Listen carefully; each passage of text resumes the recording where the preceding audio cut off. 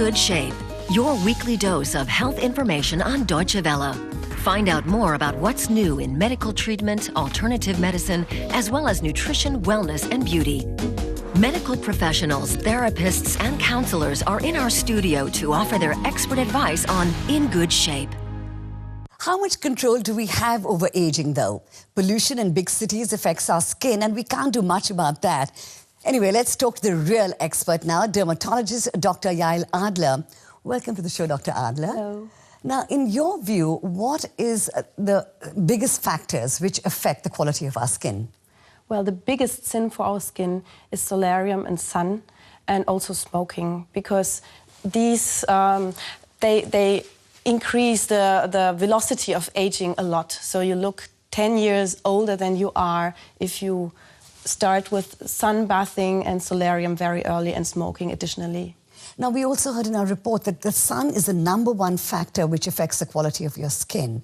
But you see often people in hot countries in Africa and Asia, they have wonderful shiny skin. How do you explain that? Exactly, they are lucky because they have a good repair system in their body. Sun damages our genes, and they have a good repair enzyme system. And also they have a better quality of their melanin, of their pigmentation of the skin. And that's why they look so young, even if they are already a little bit older than the white people. So certain types of skin are more sensitive to the sun. So people who have that kind of skin, what should they be doing to protect it? White people should always take care that they wear a hat, that they use sunscreen with a high sun protection factor, not only against UVB radiation, but also against UVA radiation. And then avoid the strong sun during daytime around 12 o'clock, and be aware that UVA is present the whole day. Now, apart from using things to protect your skin against the sun, a lot of people talk about anti-aging creams. How effective are these? Well, I would not recommend that you invest too much in anti-aging creams.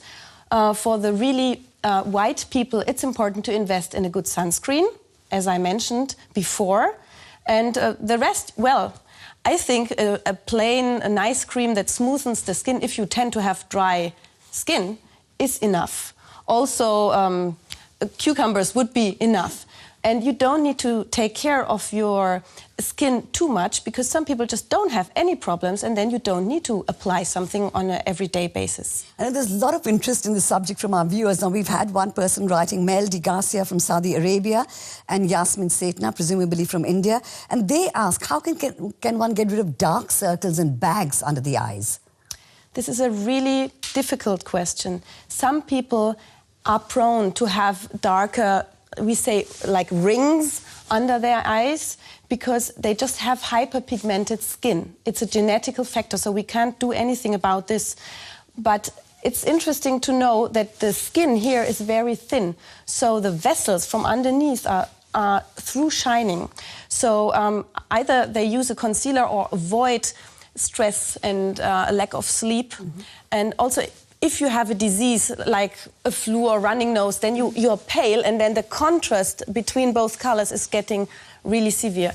And if this does not help to change your lifestyle, you may visit a dermatologist, and sometimes they can refill the lack of fat that develops during life. Dr. Adler, we just heard about the specific kind of acid which you can use to fight wrinkles. How does that work?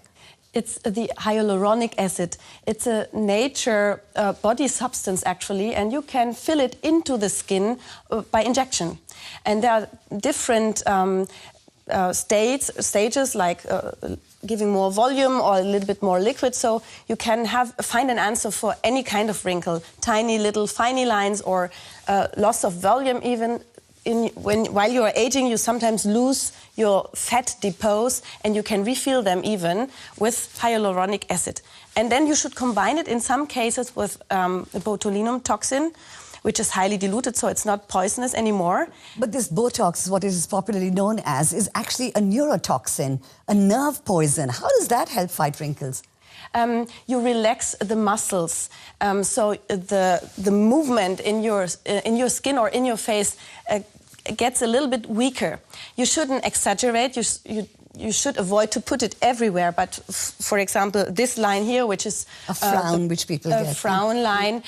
You can relax this line. You look friendly, you look natural, but you don't look so angry all the time.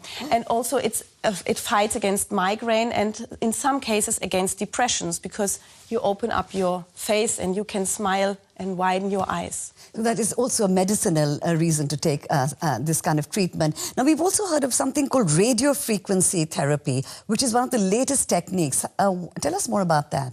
This technique exists already some years, but it's very far developed and has nearly no side effects anymore. It heats up the lower level of the skin, the collagen fibers, and they give us the structure of our skin. It's like the scaffold. So if you heat this up by radiofrequency, it shrinks and it gives back youth to the deeper layers of the skin. It's a slowly procedure, but it's really effective. It's like cooking or boiling an egg, where you change the protein structure just by heating it up. Ah, interesting. And we've also got some other therapies I've heard of, which I'd never heard of before, which are fractional skin rejuvenation, laser peeling technology, dermal filters. How do you choose what is best for you? The best thing most of the times is the combination, and you should see a doctor who owns or who works with all these techniques, because you have to find an individual solution. And sometimes it's just freckles or spots or vessels that are widened that you want to remove, and sometimes you have the loss of volume or wrinkles. Now, of course, there's a whole industry which is built around anti-aging. What are the limitations of this kind of treatment? Well, I have my personal taste. I think the limitation is you should still look natural. You still should be able to move your face. You shouldn't create a mask. And this is, for me, the measure. Of what is good for you. Yes. Dr. Yael Adler, thank you very much. It was a real pleasure to talk to you. Thank you.